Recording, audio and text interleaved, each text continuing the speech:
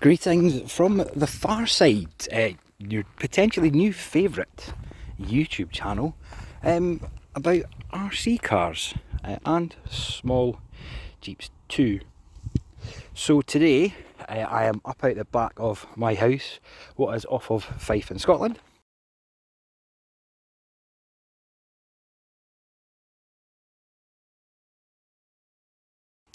I am running. This is the HPI Ravage. I believe it is pretty much a copy of FTX's Tracer.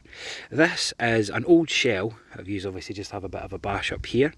Running a 2S LiPo in here, and I'll just show you my settings that we've got on here. There we go. So I've kind of obviously just the trim slightly off. Steering's quite high at the moment. But I haven't got it on full blast speed just now. I have got very chunky thumbs, so I'm going to struggle probably to give it a wee thumb steer where I can, but I will certainly try and give it a little rip for you. Just so you know, it's the brushless version of the HPI Ravage. So we have got your oil-filled shocks front and rear, and we've got our metal drive shafts, and they are up front and rear, and we've got like the metal diff cups at the back. Now I know previously when I first got the other iteration of this vehicle, which was the brushed version, so obviously wasn't as quick as this one. Plastic diff cups as well, plastic drive shaft. So originally went out for a wee skate park bash, which wasn't very beneficial with the car. We lost a wheel and it kind of went downhill from there. However, decided to go for the brushless version, and it does seem to be a little bit more hard wearing. I have thrashed this around a couple of skate parks, and it's certainly done the business. So I'm going to stop talking now, and I will certainly try and not wipe this out where possible, and give it a little whip. So it's very, very twitchy, see, but absolutely taking everything here up in its stride. Careful now. Pull this down here. This has been a wheel since I've actually been up. This place, this used to be something where in my youth a lot of us would come up here on our BMXs and marvel at boys on their motocross bikes. So what we'll try and do is see if we can maybe give us some boot, get up the hill.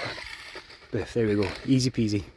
So this thing for, I think I paid around about maybe between 60 and 70 pounds, and it is an absolute little ripper. Just tears away, and well, I'm going to stop talking and I'll just show you some visuals, and I've just binned it.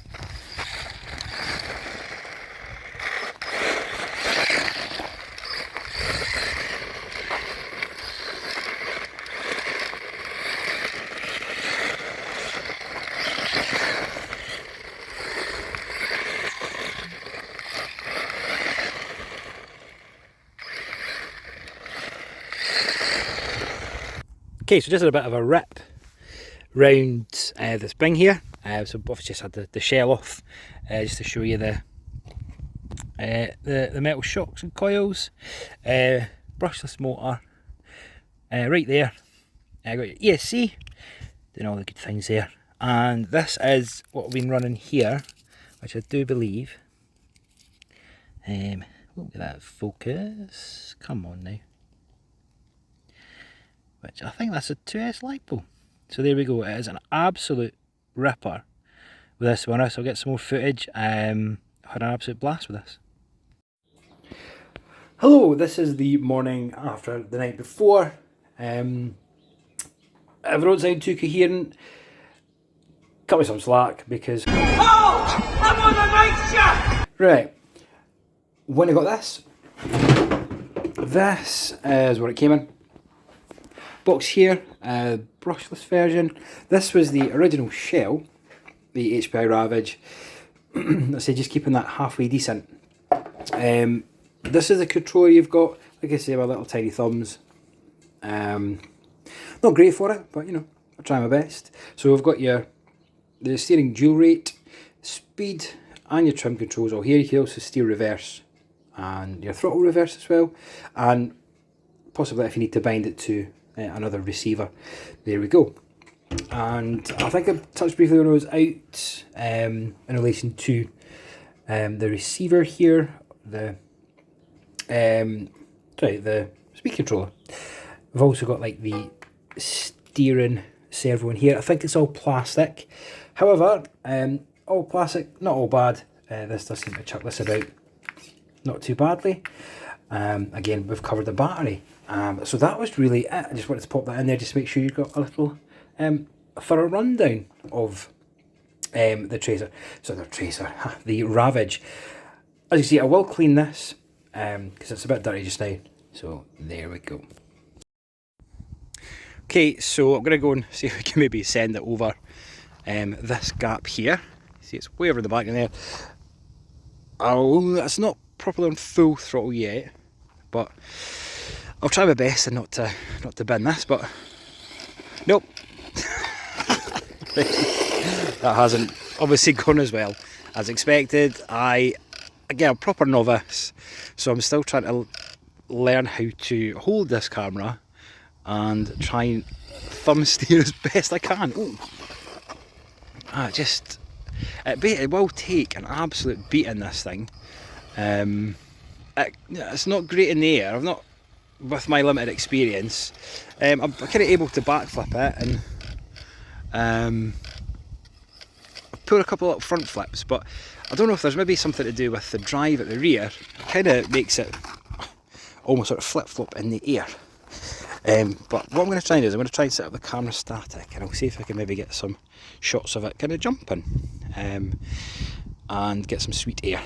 But let's find out.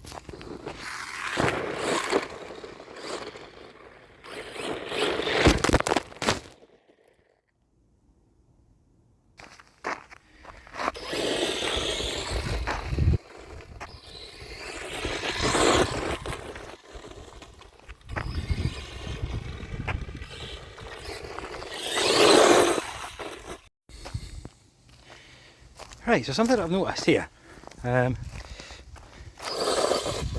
kind of wants to pull off to one side. So if anybody who is kind enough to watch the channel am I doing something wrong? I know to ease the power in,